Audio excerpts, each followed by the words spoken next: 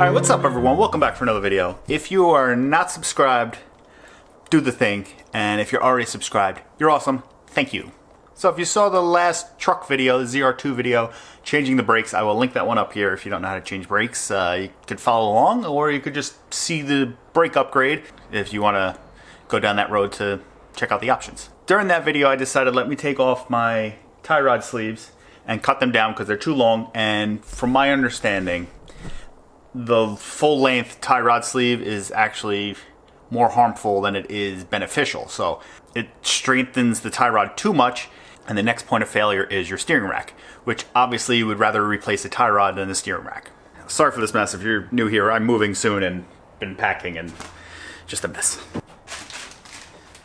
Getting back to the tie rods, this is a GM part. I'll show you that in a minute, but here's the tie rod. This was, I think, 50 bucks. So tie rod, inner tie rod, 50 bucks, or steering rack, I think it's like 900 bucks. So your choice.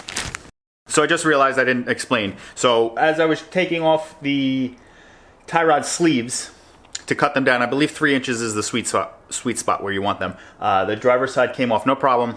So I cut that one down, no problem, nice short guy. Passenger side, I went to take it off and it's kind of seized on the tie rod, which is no good. So since it's seized on the tie rod, I was able to get a little bit of movement here and there, and then I actually threw my alignment out of whack, which obviously you're going to do by removing the tie rod ends, right here, by removing the tie rod ends. Just moving these, you're going to throw your alignment off. You should definitely go get an alignment after you do this, no matter what. But threw the alignment off and got it somewhat snug back down. So the way it is, with that sleeve seized on there-ish, I won't be able to get the truck aligned because there's no adjustment basically. So fast forward about a week from that, we got new tie rods. Got 2 new tie rod inners and 2 outers. Gonna replace them on the truck just because when I was taking off the driver's side one, it was a little rusty. Not that it's a big deal, but I'm gonna change one, I'll change the other because I need an alignment either way. And then I'll have 2 backups, possibly, if I could get that one unseized. Some of the dilemma today was just trying to find the original nuts that go on this, because for whatever reason the new tie rods don't come with the locking nut. So that's a completely different part number, and I couldn't remember what I did with mine, so I went to Home Depot, couldn't find it because the drawer was a complete mess. There was nuts in spots that weren't supposed to be there. No big deal. Then it dawned on me that they might be up in the attic with the original upper control arms, because I think I did those at the same time. Whatever, I went to go look, and alas, we found them. So these nuts right here are the ones that go on your tie rod. This is worst case scenario. If I can't get that passenger side one off, then we're just gonna go with this. Then we're just gonna go with the stock one. So let's get this truck up in the air. Let's start taking stuff apart, and then we'll take it from there. Ice in my veins, I've been driving this train. Years in this lane, there's no stopping this flame. Cause I came to the game and I changed it to play how I like, rearranged it to my own domain. Yeah, I got what it takes, made lots of mistakes, taking shots, skipping breaks, feeling lost. Alright, let me show you guys the problem here. Start on the passenger side because this one's going to be the little more difficult one. Then we're going to do the driver's side, which should be a lot easier. Just because we got to get this unseized. You see in here when I grab the sleeve, if you watch, the whole tie rod spinning, the whole inner, which is no good. I even put vice grip on this to try to hold it in place, and couldn't get it. So got this far, took this nut off. Gonna get a hammer, smash this a couple times, maybe smash this because we're not reusing it, so we don't really care. If the end of this gets messed up, then we're gonna deal with taking the rest of this stuff apart.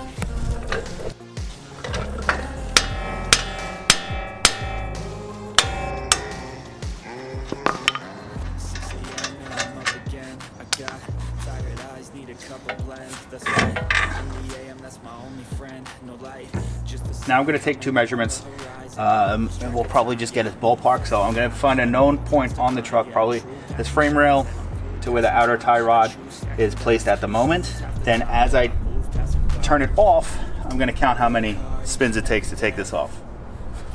So then we should be in the ballpark of where we got to go. So we're somewhat close. Then you have this clip here that's got to come off. Just use some pliers.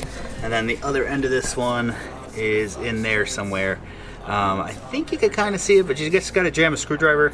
Yeah, that right there. Got to jam a screwdriver in there, spread it just to get the boot off.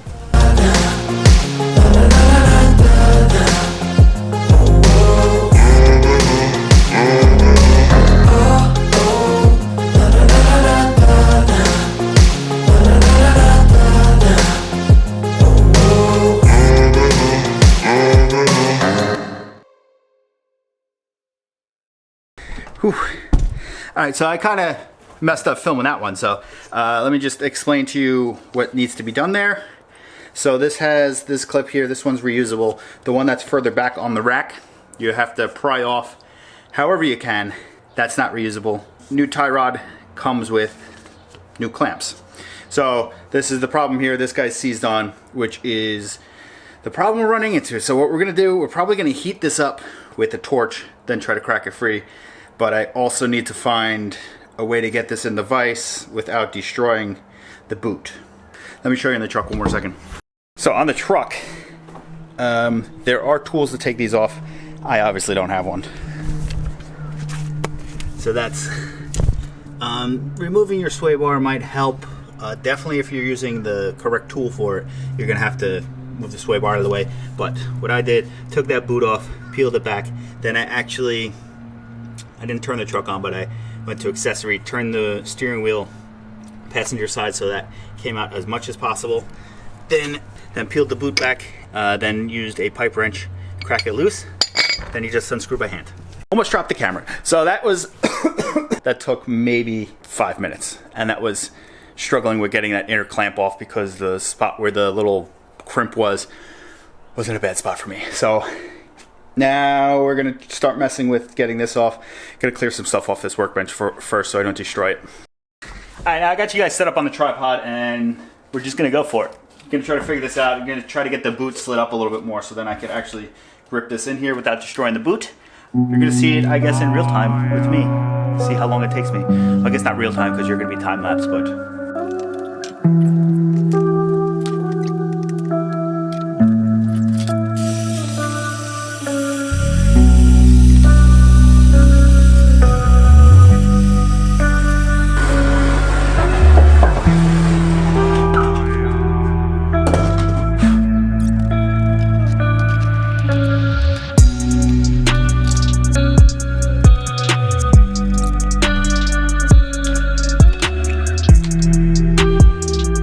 Kind of see some pitting on it.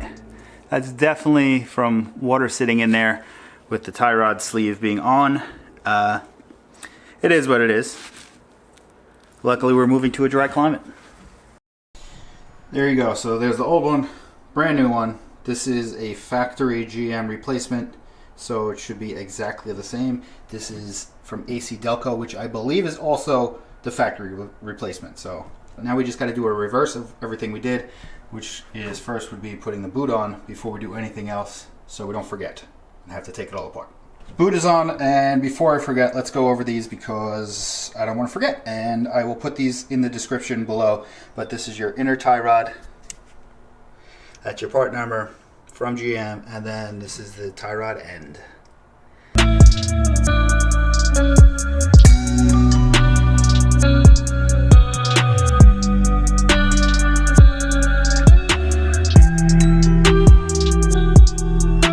Let's throw this all back together. What I'm going to do this time that I didn't do the first time is I'm going to use anti-seize on this because, first of all, anything like this with the threads that you're going to have to adjust at some point, you should probably use some anti-seize, which is always recommended, especially, well, right now I'm in the Northeast and saltiness and water and all that stuff from the winter time corrode stuff like this, especially like if you were doing suspension on a car and you were putting coilovers. I always take it apart completely, put anti-seize on all the threads and put it back together. I didn't do it with the King's coilovers because of the way the lock collar is.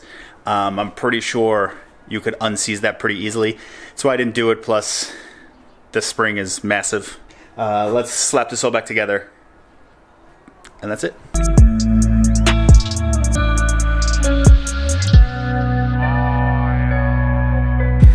Now I didn't do it because I was kind of in the moment, but I took the sway bar end link off, which is just a 15 on top and a 13 at the bottom. And I loosened these sway bars just so I can move it out of the way. because it's kind of like straight in line with that, and it's not going to be like that when it's connected to the car, but I had to do it. Now we're just going to try to get a pipe wrench on this, tighten that up nice, and then we'll worry about the clips.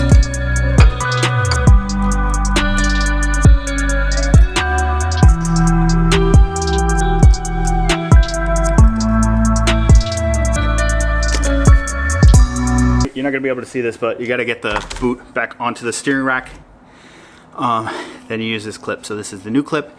The only specialty tool you're going to need for this entire job are these things right here. They're for these rings.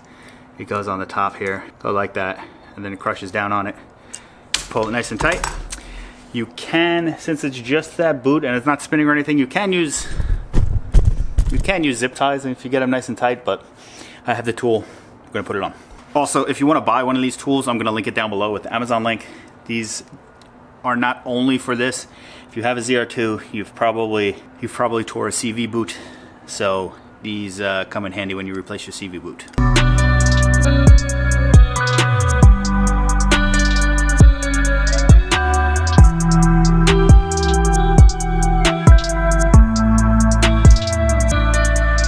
And that's it. Simple as that. Obviously mine took an extra step because I cut down my tie rod sleeve. If you buy the tie rod sleeves, buy the shorter ones. From my understanding, they're safer than the full length ones. The bolt on the outer tie rod is a 21 millimeter. If you're gonna use an impact gun, you gotta make sure you don't spin the whole joint because you can cause excessive wear, premature wear by doing that. So the top of it is a hex head. I don't know what size it is. I just have those channel lock gripping adjustable channel lock things, which I will also link down below. Awesome tool from Knipex, but hold it with that, tighten it down, then when that stops spinning, then you could hit it, send it home with the impact gun. You should be torquing it down. I didn't torque it down, but you should be torquing it down. Pretty simple, not too bad. I just saw I didn't have the tool to do it. I will link also down below the tool to take out the tie rods. Not sure if it's completely necessary, but maybe you want to add it to your toolbox. Any Amazon link you use down below helps out the channel greatly, so I appreciate it. Thank you very much. Now, let me just fire out the other side, and then we'll finish this off. We'll get some shots for you, I guess, and I don't know what else. Let me do this quick. One thing before I forget, how I said I was taking the measurements off of a known point to the end of the tie rod. Bad idea, because when you turn the steering wheel, you're lengthening and shortening that the whole time. So if you didn't have to move the steering wheel at all, then you could do that to get it close. But luckily, I measured how many turns it was to get it off. We just went back with that. I did measure last time from the end of the boot to the outer tie rod. It was like 6 5/8 on one side and 6 1/2 on the other, if I remember correctly. So I went back with that measurement, and that was pretty damn close with the 15 1/2 spins to get it off. So my alignment should be close. The alignment shop is close by, so it's not that big of a deal for me to take a ride there. I'm gonna shut up and do the other side. Should be a little faster if I don't have to film it. We are all done. Very simple install, replacement, whatever you want to call it. Not too bad. Don't be afraid to do this yourself. Like I said earlier, I'm going to put some Amazon links down below to some tools you may or may not need for this job. Like I was saying, that crimp tool, not completely necessary. You could use a zip tie. To be completely honest, I went to tighten it too much, and I bent that clamp. So I can't use that clamp. So right now I'm using a zip tie myself, which I may or may not order one of those clamps and then just replace it when it comes in. But I might just leave it. I might just leave it for a little bit to see how it works. Because like I said, it's not spinning, so all it has to do is just hold that boot on. Not a big deal. I'll add a tie rod removal tool and those pliers. Let me show you these pliers. They're cool. So these are pliers. They're from Knipex. They're fully adjustable. So on this side, I don't know if you'd be able to see the numbers, but there's millimeters there. And then on this side, there's fractions, SAE, whatever you want to call it, America sizes. It just clamps within a certain range. You could adjust it. Look how large that goes. How small you can get it. Pretty cool. I wind up grabbing these most of the time, especially when I don't know what size it is, because you could really just adjust it and then just clamp right on, and you could grab it. It's pretty cool. You get a nice firm grip. Tips and tricks for you. Don't measure off of something like the frame, because you're going to be turning your steering wheel back and forth. Probably don't need to do that if you have the tie rod removal tool, but I didn't have it and I used a pipe wrench, worked out just fine.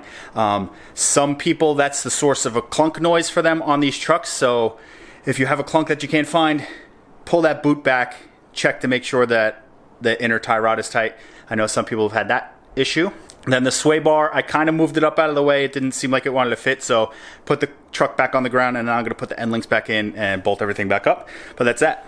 Hopefully I never have to take these front wheels off again to do any work, because I'm tired of doing work on this truck. Well, suspension work like that. I might have to do the rear eventually. I'm not going to order King's shocks for the rear. I still have the stock DSSV back there. And I know King's is about a year wait time anyway, so probably not going to upgrade those. I might have to do the leaf springs at some point because mine are looking a little shitty, to be honest. I do have an add-a-leaf that I'll probably wind up throwing on after I move. That's for a different video. Thanks for joining me on this one. If you learned anything, give me a thumbs up, or actually hit that subscribe button if you're not already subscribed. Leave some comments down below if you know an easier way to do it, or if you watched this video and then went and pulled the boots off of your truck and found that the tie rods were loose and you tightened it and then the clunk is gone. Let me know for sure. I will see you guys in the next one. I post every Tuesday, Thursdays, and Saturdays, and peace out.